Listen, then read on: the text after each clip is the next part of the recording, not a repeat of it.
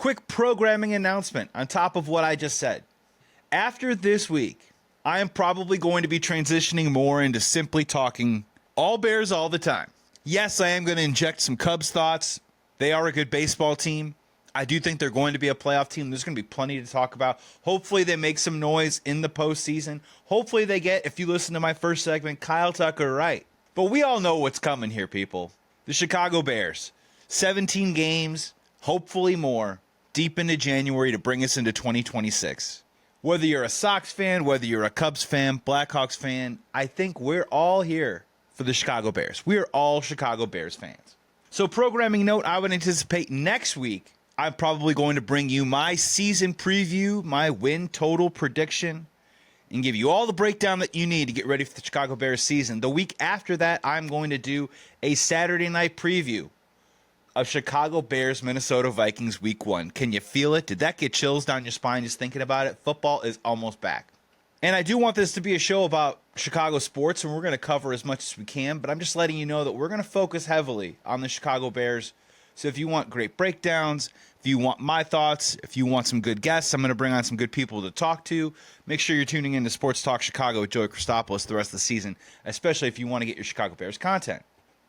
Having said that, because I'm going to be dipping my toe and honestly diving headfirst into the pool of the Chicago Bears soon, I feel like let's cover some of the other teams in this town while the getting's good, before we close the door on them for just a little while. So I wanted to pose this question.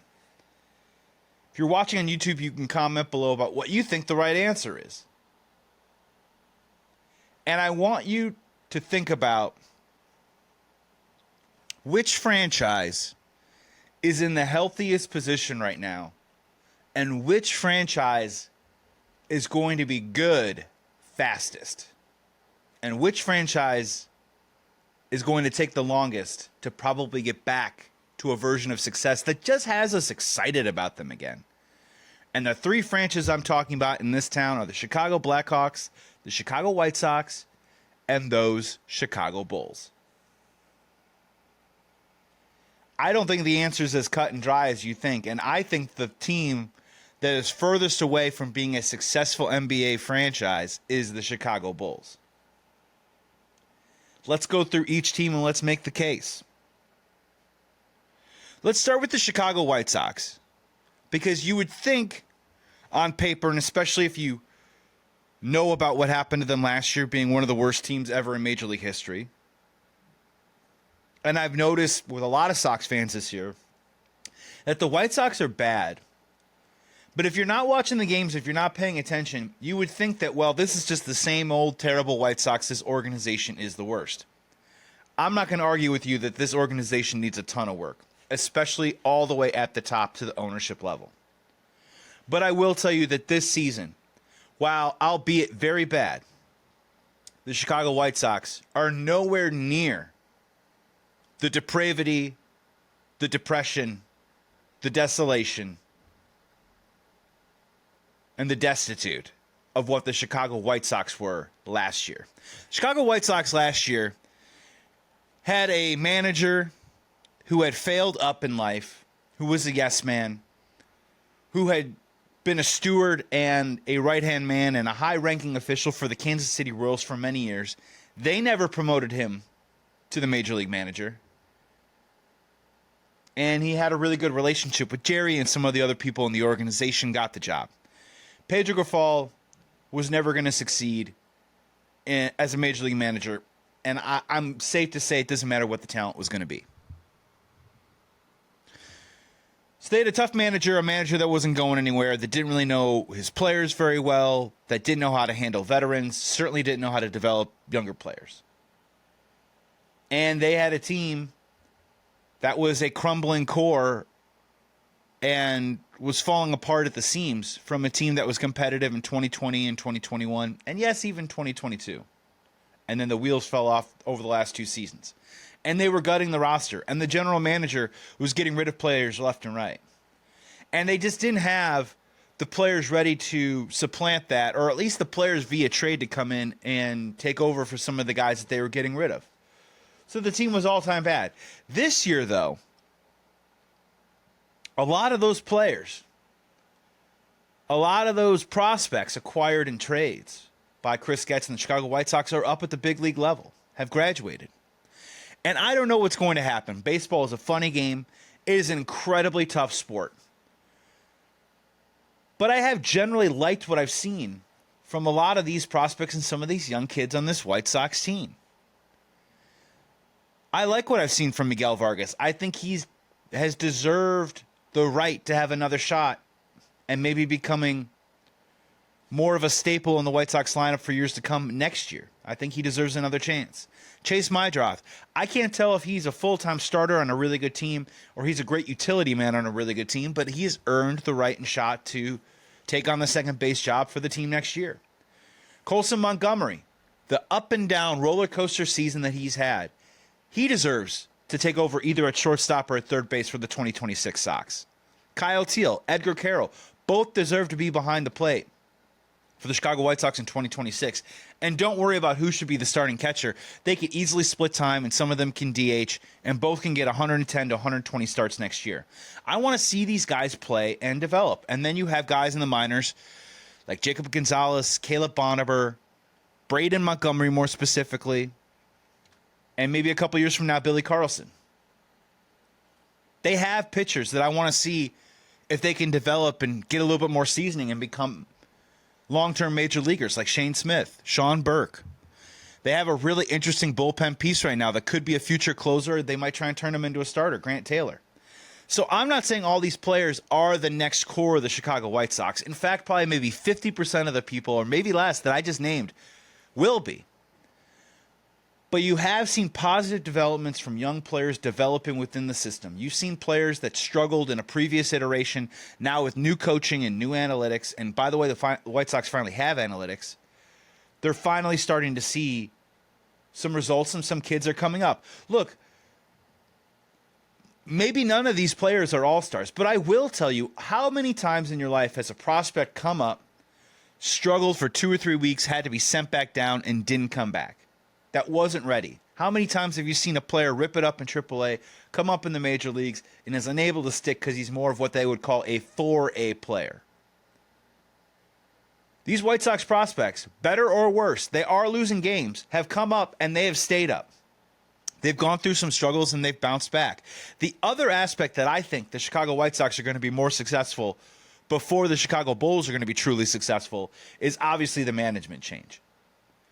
And it is this loosey-goosey kind of window where Justin Ishbia can choose to jump in and take over more of the team by 2028, 2029, or he could wait until 2032. A lot of it will be tied to some of the real estate, but I promise you, at some point, when a new owner takes in, he's already buying in low. And now he has an opportunity that when he actually takes over and is in charge and is in face of the franchise for the first time in over 30 years, and 45 years, when we're talking about Jerry, he's going to want the valuation of the club to be a little bit higher when he takes over. He might not spend a ton of money right away, but I promise you the team needs to be a little bit better than it is right now. The White Sox will at some point start pushing their chips in and trying to compete. The reason why I don't think the Chicago Bulls are going anywhere fast is the fact that, and I'm not the only one to say this, is that they're stuck in the middle. The NBA is a different game. It's a different game than the NHL. It's a different game than baseball. It has some similarities to NFL where you could truly have a great player at a certain position, and it can be the type of galvanizing difference maker that sets you apart from other teams, a.k.a. Patrick Mahomes, Josh Allen, the quarterback position. In basketball, you have to have at least a top 10 player, one of them, on your team if you are serious about contending. And all you need to know is when your general manager, the Chicago Bulls, tells you that he believes they can have success, all they need is 9, 10, 11, 12 really good players. I promise you that's not how it works in the NBA. If you scour through it historically, sure, over the last 25 years, you can find a team or two. But find that team or two that had lasting success. Find that team or two that maybe at the highest level maybe scored you one championship. I think of that Detroit Pistons team, but still, they had Chauncey Billups. They had Rasheed Wallace. They had Rip Hamilton. They had a Defensive Player of the Year in Ben Wallace. What he's selling you is a false bill of goods. Now, sure, could the Chicago Bulls... I don't think they'll ever actively tank. Not until they change the general manager. And he seems to be pretty safe in his job right now. The two ways that might get the Chicago Bulls out of being the third on this list of, I think, the furthest away from actually seeing sustained success. Because I'm sorry, 39 wins in an NBA season is not successful to me. It just isn't. Frankly, it's boring, and it just doesn't deserve the respect of what I've grown up to know as the Chicago Bulls franchise. And sure, I was spoiled. But at some point, 27 years later, it wouldn't hurt you to have a more better, consistent product on the court after the legacy that was built in the 90s. The two ways that the Chicago Bulls could get there faster. The first one is they have to luck into the draft and somehow get a number 1, number 2 pick in a year when there is a difference-making, franchise-changing player. That's a confluence of events that I'm just not hanging my hat on right now. The other one is, and I will say that I'm not guaranteeing it, but I'm curious to watch how Modest Buzelis grows as a Chicago Bull. Now, if I'm being honest with myself, Modest Buzelis, I think, is a really good player. And he could be the type of player that would be a great third player on a really good team. Maybe a good second player. He might be able to scratch an all-star game out of him. The keys to him is it's going to come down to shooting for him. And there is a recent example of a player named Jimmy Butler who came into the league, defense first, athlete first, couldn't really hit his shot, and over the course of time, wore Thibodeau down, earned more playing time, and then in 1 year, I think it was his third or fourth year, he showed up and suddenly Jimmy had a jump shot. And once Jimmy got a jump shot, he turned into a completely different player. And Jimmy was able to transform himself from a late first-round pick to a 9th, 10th guy off the bench, to a fringe starter, to a starter, to an all-star, to a franchise player. It doesn't happen often, but we have seen it happen in this town. And Modest Buzelis does have an opportunity to become that type of player, but man, he has to put the work in, and the growth for him really has to happen in the next couple of years. But I'm excited to watch him. Do I think he's going to turn into a Dirk Nowitzki? My money would probably be on no. But I do think there is a small window of a possibility where he could become a franchise-type player. And if the Chicago Bulls are saying to themselves, we want to grow around Kobe White or Josh Giddey, who remains unsigned, Modest Buzelis, and our draft picks and some other players, if Modest turns into a bona fide star, then I will change my opinion that the Chicago Bulls can become contenders. The only other way is that they have to tank. And the Chicago Bulls don't seem interested in that. They are way more interested in, as Billy Donovan will call it, the integrity of the game. And in many ways, he is correct. But in other ways, he is also cheating the fan base as a team and as a franchise that's basically driving towards a brick wall that goes nowhere. And macro, micro, Billy Donovan's always going to advocate for the micro, but the franchise also is advocating for the micro. Your general manager is supposed to balance the larger picture and the short-term games of a franchise at the same time. And for my money, I just don't see a situation where the general manager is thinking about this team long-term. I think he's thinking about his job, and I think he's thinking about 1 to 2 years down the road tops. So they're third on my list. The number one team, the team that I think is going to get good the fastest out of the White Sox, the Chicago Bulls, is the Chicago Blackhawks. It probably isn't going to happen this season. But I will tell you, this season could be a really fun, exciting watch for Blackhawks fans. We are going to find out in the next couple of weeks when they enter training camp just really how much stronger and faster Connor Bedard is. He put it out there that he wanted to focus strictly on getting a step faster, getting a little bit stronger, getting a little bit quicker. Trying to take his game, which is already incredibly highly skilled, and take it to another level with a little bit more physicality. And no, he's not going to be fighting guys, but if he can outskate somebody, if he can get his endurance up, if he can handle more of the blows and some of the hits during a long NHL season, he might be a guy that finally puts up those 70, 80, 90 points that we've been dying to see him, and he become the superstar that he is. Granted, he's only 20 years old, so relax. So you've got that. They just signed Frank Nazar to a 7-year deal.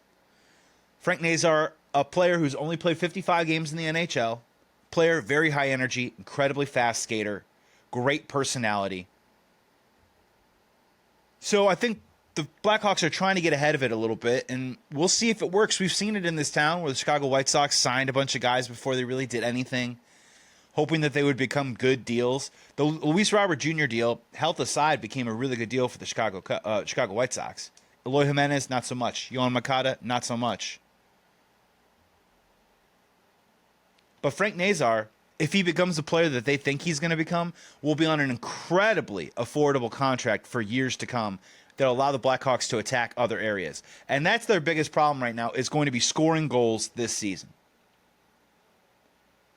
They're not going to be great defensively, but man, they have so many young players, from Alex Vlasic to Kevin Korchinski, Sam Rinzel, Artyom Levshinov. They have tons of depth and youth on the defensive side, which means what? We're probably going to see some ups and downs, right? But they're going to get a learning curve like nobody's business. And they're going to compete with each other and hopefully bring the best out of each other. They're going to have a young goalie back there. They're going to have either Soderblom or they're going to have Spencer Knight. This is going to be a young team. On nights when it's clicking, it is going to be so much fun to watch. On nights when it isn't clicking, maybe they get their doors blown off a little bit. Do I think the Blackhawks are going to make the playoffs this season? I do not. But I am predicting right now that the Chicago Blackhawks, by the end of this year, will be poised to make the playoffs for the first time in a long time, in the following year after that, and then I could really see them making some serious moves, maybe finally going out and bringing in that Marian Hossa-type player, that veteran presence to go with the young core, and let's see if the Chicago Blackhawks can take another run at it. A lot of things have to click, but a lot of things are in place for long-term stability and success for the Blackhawks. I'm not telling you they're making the playoffs this year, but I am telling you, if you want to get on the ground floor, if you want to say you were there when some of these guys started coming up and performing, and maybe some of these guys beginning to form the next Blackhawks core for another successful run at the United Center, I would start watching this year. And notice the themes between these three franchises. And notice also the team that I think is furthest away from long-term sustained success is actually the team that will probably make the playoffs this year in the Chicago Bulls.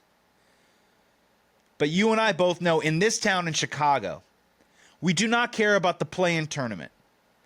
We do not care about the mid-season, in-season tournament. Chicago Bulls fans deserve a contender. At the very least, being in a Final Four.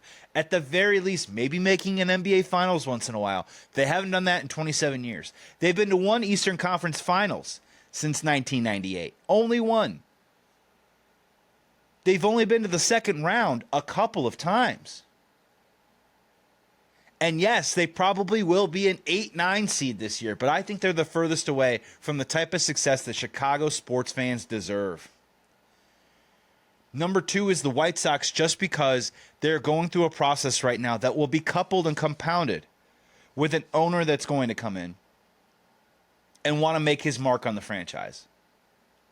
That in itself alone gives me hope that one day the Chicago White Sox will spend $200 or $300 million in a winter, in an offseason.